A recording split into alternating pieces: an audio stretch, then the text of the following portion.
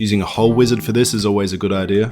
Provides you with a bunch of standards, but can also provide the drill hole size needed for a particular thread, right? So you specify that it's a M whatever. Let's go M8 at the moment by 1.25, and it will actually make sure that the drill size is correct, so when you tap it, it ends up right. What's that, like a 6.75 mil hole or something? 6.8, I think. Anyway, so there that is, and it actually does a realistic, like, drill bit, kind of pointy bit at the end. Alright, we got one. Where's the other, like, 36 or whatever there are on this? Let me add a little axes here, and I can do a circular pattern based off that. Always a good idea to do an axis. You can just pick, you know, the surface here, but the surface can change, and then SOLIDWORKS kicks up a stink over nothing. Alright, that's looking cool. Feel like this lip is just a little too thick. I'm sure someone in the comments would let me know about that. Alright, next part's going to be the actual beadlock ring, right? Now, whenever you're making a new part, you can actually just align the axes. Align the planes, I should say. And particularly for this beadlock ring, I know that my front axis is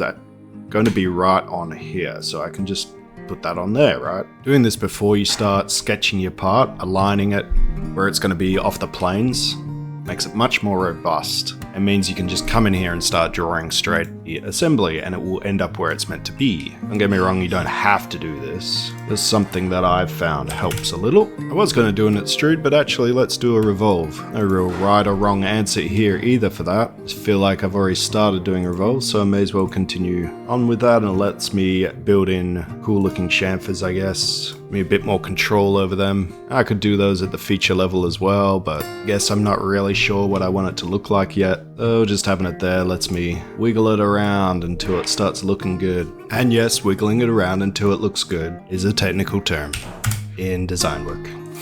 No, if you can't have fun designing, maybe it's just not for you at the end of the day.